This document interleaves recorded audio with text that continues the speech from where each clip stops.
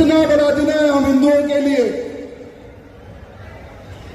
हर हिंदू झूम रहा है, हर हिंदू गा रहा है, जय श्री राम का नारा ले रहा है, क्योंकि आज हमारे भगवान श्री रामचंद्र जी का जन्म हुआ है। सिर्फ तेलंगाना ही नहीं, पूरे भारत में आज के दिन बहुत बड़े बड़े सभाएं और बहुत बड़ी बड़ी रैलियां निकल रही है, झूम रहे हैं और नाच रहे हैं हमारे राम भक्त। बंगाल जैसे एरिया में, केरला जैसे एरिया में हिंदुओं ने तलवार उठाई और कहा आज हमारे रामचंद्र जी का जन्म हुआ, हमें कोई रोक नहीं सकता खुशी मनाने में।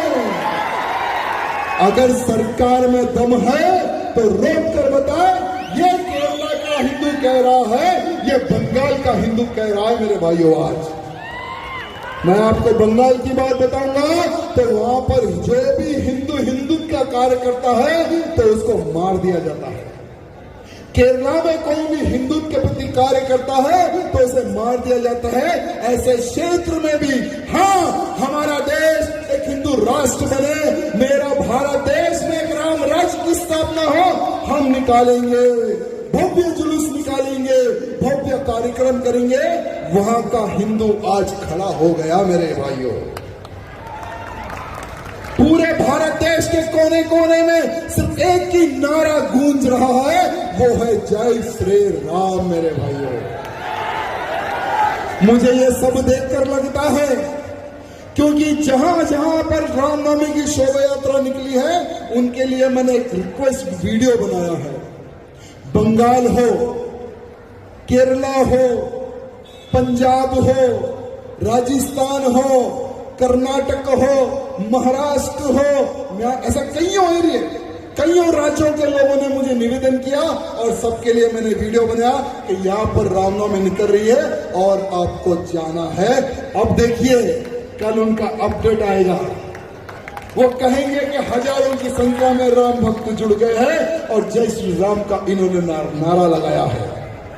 मुझे अब वो दिन दूर नहीं है मेरे भाइयों, जैसे हम कई वर्षों से एक संकल्प लेकर चल रहे हैं, मेरा भारत देश एक हिंदू राष्ट्र बने। जैसा ही हम हिंदू राष्ट्र की बात करते हैं तो आजकल पुलिस FIR फाड़ना शुरू कर दी। जैसा ही हम धर्म की बात करते हैं हमारे ऊपर FIR फाड़ना शुरू कर दिए। अरे भाई, ये हिंदुस्तान है या पाकिस्तान है, मैं पूछना चाह रहा हूं। अरे हमारे हिंदुस्तान में अगर हम हिंदुत्व की बात नहीं करेंगे, हिंदू राष्ट्र की अगर हम बात नहीं करेंगे तो जाके क्या पाकिस्तान में करेंगे क्या? अरे हिंदू राष्ट्र का शब्द सुनकर क्यों तुम्हारे मन में इतना डर और इतना भय है? कौन तुम्हें डरा रहा है? मैं आज पूछना चाहता हूं उनको। मेरे भाइयों, डरो मत, आज का हिंदू तुम्हारे साथ है। और एक बात ध्यान रखना, जो भी हिंदू राष्ट्र के रास्ते में आएगा उसका नाम और निशान मिट जाएगा, चाहे वो कोई भी हो। हिंदू राष्ट्र हमें क्यों चाहिए? आज हम हिंदू राष्ट्र की क्यों बात कर रहे हैं? आज हम संकल्प क्यों ले रहे हैं? क्योंकि हमारे भारत में हमारी बहन बेटियों को लव जिहाद के नाम पर कन्वर्ट किया जा रहा है, बच्चा पैदा करने की मशीन बनाया जा रहा है। हर राज्य में, सिर्फ तेलंगाना ही नहीं मेरे भाइयों, हर राज्य में लव जिहाद का षड्यंत्र बढ़ते जा रहा है। क्या हम हिंदुओं का कर्तव्य नहीं है? क्या हमारी बहन बेटियों को सावधान करें, लव जिहाद के बारे में बताएं? मेरे जितने भी हिंदू भाई बंधु हैं, मैं आपसे हाथ जोड़कर निवेदन करना चाहता हूं, ये सिर्फ केरला, बंगाल, महाराष्ट्र, कर्नाटक, राजस्थान का इशू नहीं है लव जिहाद। हमारे तेलंगाना में भी लव जिहाद का इशू बहुत ही तेजी से फैलते जा रहा है। हमारी बहन बेटियों को टारगेट करके फंसाया जा रहा है। मेरे भाइयों, एक मुंबई से हमारी एक बहन को उठाते हैं, दिल्ली में उसके टुकड़े कर देते हैं। अगर वो नहीं मानती है, बच्चा पैदा करने की मशीन वो नहीं बनती है, तो उसको 36 टुकड़ों में बांट दिया जाता है। क्या हम हमारी बहन बेटियों को बोलने का हमारा कर्तव्य है या नहीं, मैं पूछना चाहता हूं। क्या लव जिहादियों को रोकना हमारा कर्तव्य है या नहीं, मैं पूछना चाहता हूं। तो मैं आप सबसे निवेदन करना चाहता हूं, पहले तो अपने आप को बदलो, अपने आप को बदलो। सिर्फ हिंदुत्व की बात करो, कास्टिज्म की बात मत करो मेरे भाइयों। अगर किसी हिंदू को कुछ परेशानी आ जाए, लव जिहाद का अगर कोई इशू आपके सामने आ जाए, ये मत देखो क्या वो रेड्डी है या गौड़ है, वो मुदिराज है या वो है, वो सिंह है या राजपूत है, वो कौन है ये मत देखो। अगर वो हिंदू है तो उसके साथ जाकर खड़े हो जाओ,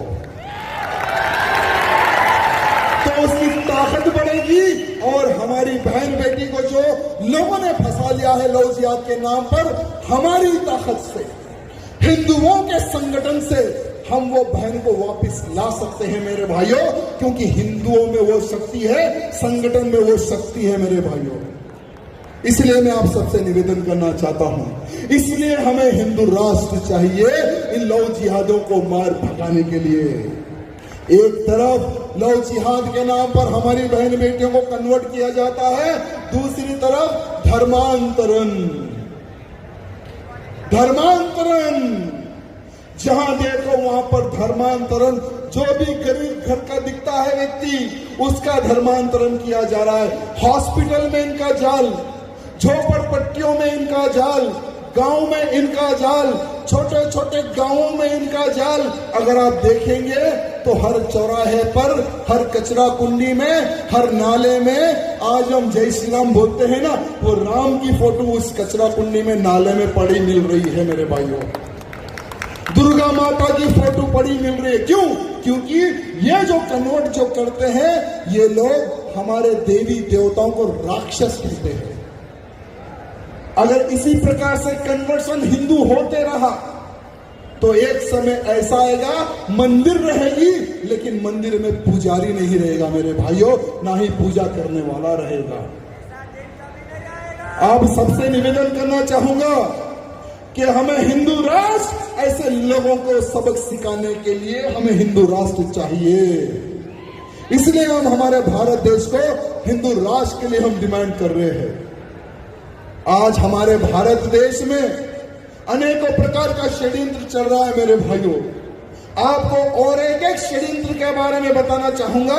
यहां पर बहुत सारे मेरे गरीब भाई बंधु हैं जो घर के लिए सामान खरीदने जाते हैं, कोई भी किराना दुकान में जाते हैं या कोई भी मॉल में जाते हैं।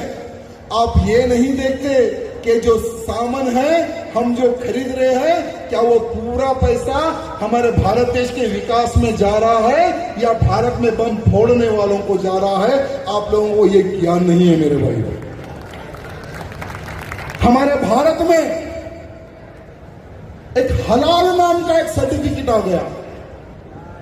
अगर हम तीली खरीदते हैं, अगर हम शक्कर खरीदते हैं, अगर हम चावल खरीदते हैं, अगर हम हल्दीराम का कोई प्रोडक्ट खरीदते हैं, अगर हम हिमालय का कोई प्रोडक्ट खरीदते हैं, तो हर एक व्यक्ति ने हलाल सर्टिफिकेट लेकर, हलाल का सिंबल लगाकर वही प्रोडक्ट हमें बेच रहा है। ये हलाल क्या है? कौन है ये लोग? जमीयत उल्लेमाए हिंद, जमीयत उल्लेमाए महाराष्ट्र, हलाल सर्टिफिकेशन इंडिया, ये ऐसे ऑर्गेनाइजेशन है जो हलाल सर्टिफिकेट यानी हलाल का निर्माण करके सर्टिफिकेट बेच रहे हैं। जो भी वो सर्टिफिकेट लेगा उसका प्रोडक्ट इस्लामिक कंट्रीज में बिकेगा। बेचो यार, तुम्हारे इस्लामिक कंट्रीज में बेचो, हमें कोई प्रॉब्लम नहीं है, लेकिन भारत देश में क्यों बेच रहे हो, हमें ये ऑब्जेक्शन है। आप लोगों को पता होगा कमलेश तिवारी नामक एक हिंदू था, उत्तर प्रदेश में हिंदुत्व का कार्यकर्ता था, उसका गला काट के मार दिया। उत्तर प्रदेश में और भी कई हिंदू हैं जो हिंदुत्व का कार्य करते थे, उनको मार दिए। केरला में हिंदुत्व के प्रति कार्य करने वालों को मार दिए, बंगाल में हिंदुत्व के प्रति कार्य करने वालों को मार दिए। मारने वाले कौन? जिहादी, आतंकवादी। और यही आतंकवादियों को फाइनेंशियली, फिजिकली एडवोकेट, बड़े बड़े एडवोकेट खड़े करने वाले यही है, हलाल सर्टिफिकेट बेचने वाले, जो पैसा आप लोग इनको दे रहे हैं मेरे भाई। इसलिए भविष्य में एक बात ध्यान रखो, अगर आप तीली खरीदो, कोई भी प्रोडक्ट खरीदो, थोड़ा उसको पलटा कर देख लेना, उस पर एक सिंबल दिखेगा आपको छोटा सा, हलाल सर्टिफिकेट। इजीली आपको पता चल जाएगा। जिस चीज पर अगर वो सर्टिफिकेट रहे उस चीज का बहिष्कार करो और दुकानदार को कह देना कि ये आतंकवादियों को पैसा जाने वाला है प्रोडक्ट, हम खरीदेंगे नहीं, हलाल का बहिष्कार करेंगे, भारत देश से हलाल को उखाड़ फेंकेंगे। इसीलिए हमें चाहिए हिंदू राष्ट्र, ऐसे लोगों को रोकने के लिए मेरे भाइयों। बहुत सारा षड्यंत्र चल रहा है। आज हमारे पूरे तेलंगाना ही नहीं, पूरे भारत में सबसे ज्यादा टैक्स बनने वाला कौन है? सबसे बड़ा टैक्स बनने वाला कौन है? तेलंगाना में सबसे ज्यादा टैक्स बनने वाला कौन है? लेकिन ये ओल्ड सिटी में कुछ गद्दार है, कहते हैं कि नल भी नहीं बनना, टैक्स नहीं बनना, कुछ भी नहीं बनना, कुछ भी हुआ तो हम देख लेंगे। यानी टैक्स हम भरना और विकास इनके एरिया में। और ये लोग तो हमारे कानून को भी नहीं मानते, इनके लिए अलग कानून चाहिए। तो अब मैं डिमांड करता हूं, हमारे लिए भी एक अलग कानून का निर्माण हो जाए। जब मुसलमानों के लिए वक्फ बोर्ड हो सकता है, मुस्लिम पर्सनल लॉ बोर्ड हो सकता है, तो 100 करोड़ हिंदुओं के लिए सनातन बोर्ड क्यों नहीं, मैं आज पूछना चाहता हूं। हिंदू पर्सनल लॉ क्यों नहीं, मैं पूछना चाहता हूं।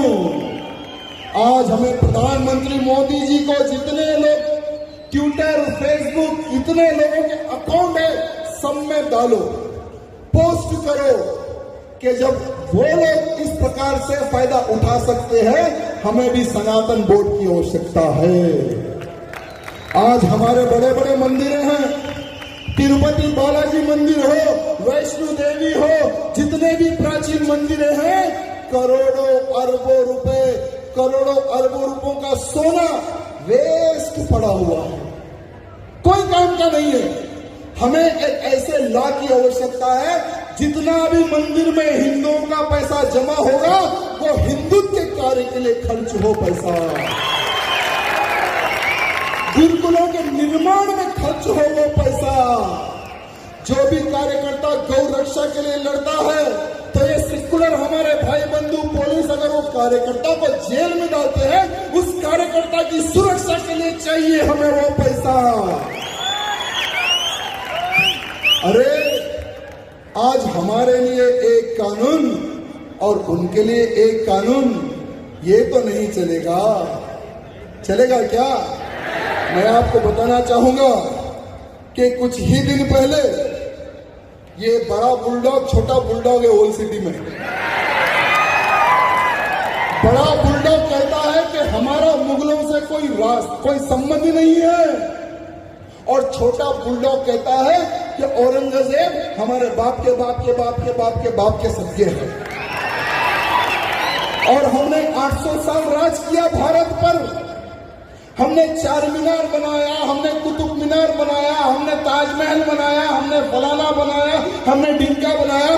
अबे सही तुम पैजामा नहीं बना सकते तो तुम क्या ये बनाओगे? आज जितना भी निर्माण हुआ है, जो प्राचीन चीज है, वो हम हिंदुओं की है, वे तुम्हारे बाप की नहीं है। एक ऐसे ही लोग हैं जो उत्तर प्रदेश में रहकर, योगी जी के राज में रहकर मुस्लिम राष्ट्र की बात कर रहे हैं। बाबा के बारे में शायद वो बुड्ढे ने देखा नहीं, और वो बुड्ढा कहता है कि अगर हिंदू राष्ट्र की डिमांड करेगा तो मुसलमान भी मुसलमान राष्ट्र की बात करेगा। तो मैं योगी जी से निवेदन करना चाहता हूं, योगी जी आप भी हिंदू राष्ट्र की स्थापना के लिए संकल्प लिए, सो संत है, आपका भी आशीर्वाद है हमारे ऊपर। तो जरा ये बुड्ढे का हालचाल पूछ ले, जरा इनके घर भी बुलडोजर भेज दे, या नहीं तो 2 गज की जमीन के अंदर दफना दे। क्योंकि हिंदू राष्ट्र हर हिंदू का सपना है और हमारा संकल्प है, और जो भी हिंदू राष्ट्र के बीच में आएगा हम खामोश नहीं बैठेंगे, हम शांत नहीं रहेंगे मेरे भाइयों। बागेश्वर धाम के महंत धीरेन्द्र शास्त्री जी एक संत है, उनको कोई जरूरत नहीं है मेरे भाइयों। ऐसे हमारे भारत में बहुत बड़े बड़े संत हैं, उनको इतने बड़े बड़े आश्रम हैं और इतना पैसा आता है, वो बैठकर आराम से हिंदुत्व की सेवा कर सकते, लेकिन उन्होंने सोचा नहीं, मेरा भारत देश को ये लौ जिहादी खोखला कर रहे हैं, ये धर्मांतरण करने वाले खोखला कर रहे हैं मेरे भारत देश को। अब हमें आवाज उठाना है, बोलकर सारे साधु संत आज खड़े हो गए मेरे भाइयों, अखंड हिंदू राष्ट्र की स्थापना के लिए संकल्प ले रहे हैं। और जहां जहां महाराज जी धीरेन्द्र शास्त्री जी महाराज हिंदू राष्ट्र की बात कर रहे हैं, वहां वहां पर उनके ऊपर FIR हो रहा है। राजस्थान में उनके ऊपर FIR हो गया, दूसरे राज्य में उनके ऊपर FIR हो गया। मैं महाराज जी को कहना चाहूंगा, महाराज जी आपका जो संकल्प है पूरे भारत के हिंदू का संकल्प है, और पूरा हिंदू आज महाराज जी के साथ है। जो भी हिंदू राष्ट्र की बात करेगा, हिंदुत्व की बात करेगा, हिंदू उसके साथ खड़ा रहे, यह मैं आप सबसे निवेदन करना चाहता हूं मेरे भाइयों। पॉलिटिक्स अलग है और हिंदुत्व का कार्य अलग है।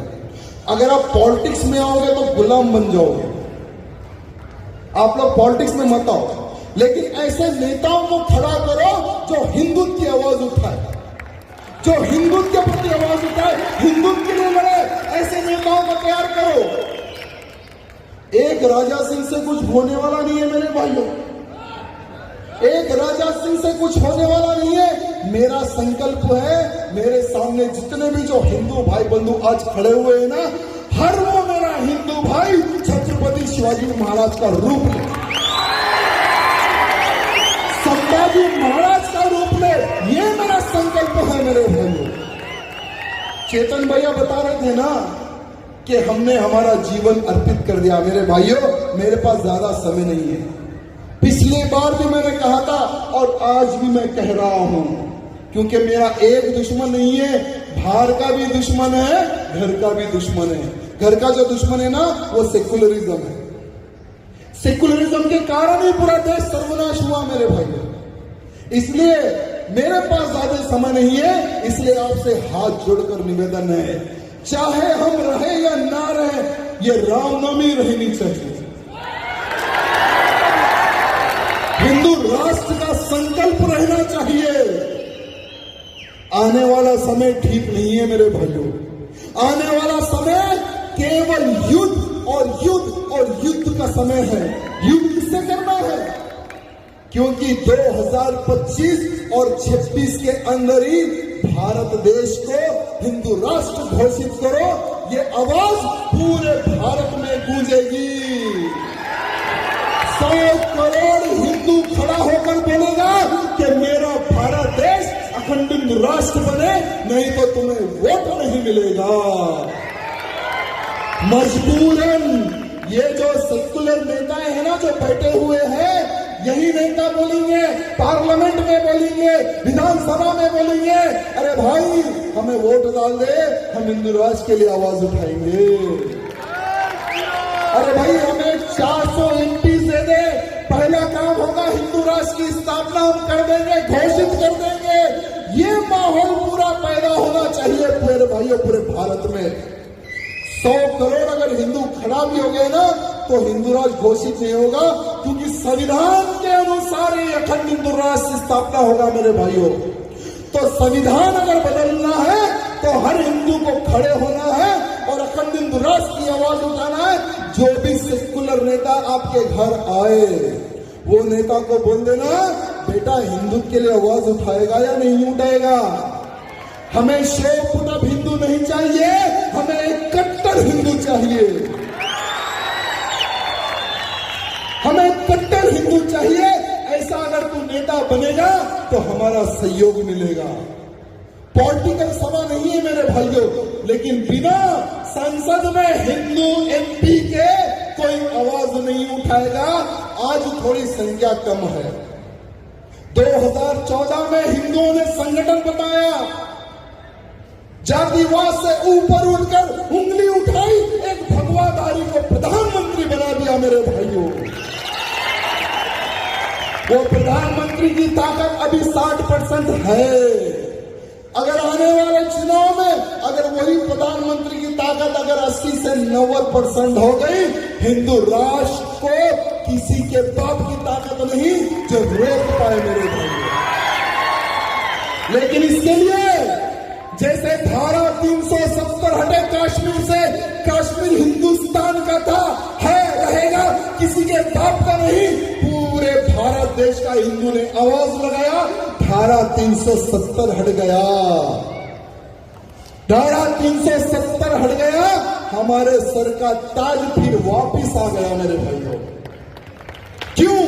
क्योंकि हिंदुओं में संगठन है, और जब जब हिंदू संगठित होता है, जब जब हिंदू आवाज उठाता है, कोई नहीं रोक सकता मेरे भाइयों। ये दो कुत्ते हो या बाहर के कुत्ते हो, कोई हिंदू राष्ट्र की स्थापना के लिए नहीं रोक सकता। मैं आखिरी में आप सबसे यही निवेदन करना चाहूंगा, क्योंकि सवेरे 12 बजे से लेकर अब तक आपने मेरा साथ दिया, आपको मैं हृदय से प्रणाम करता हूं मेरे भाई। आने वाले समय में क्या होगा ये तो राम जी को पता है, लेकिन आज के बाद आपके इस राजा सिंह का बस एक ही एक लक्ष्य है, हर राज्य में घूमूंगा, हर जिला में घूमूंगा, पूरे भारत में जितने राज्य सब जगह घूमूंगा और हिंदुओं को एक करूंगा, हिंदुओं को संगठित करूंगा, हिंदू राष्ट्र की ज्योत में जलाऊंगा मेरे भाइयों। देखेंगे किसके बाप में कितनी दम है, राजा सिंह को रोक कर बताओ।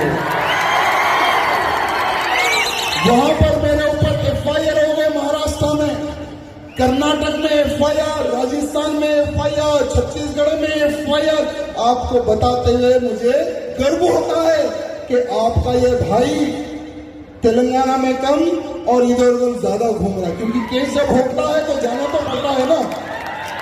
कभी बेंगलुरु जाना पड़ता है, कभी महाराष्ट्र जाना पड़ता है, कभी राजस्थान जाना पड़ता है। लेकिन वो लोग सोच रहे कि अगर इसके ऊपर केसेस लगा देंगे तो डर जाएगा, घर में बैठ जाएगा। तो भाई 2014 से नहीं, 2004 से तुम लोग मेरे को डरा रहे हैं। 2004 में भिजा दिए 3 महीने के वास्ते, 2005 में भिजा दिए 3 महीने के वास्ते, 2010 में भिजा दिए 45 डेज, फिर 2011, 12, 13, फिर अब परसों भिजा दिए 70 पे 7 दिन। रुके क्या? रुके क्या? मेरे भाइयों से निवेदन है, आज ये प्रोग्राम सफल हुआ, हमारे पुलिस के भाई बंधुओं की वजह से अच्छा कार्यक्रम हुआ, कृपया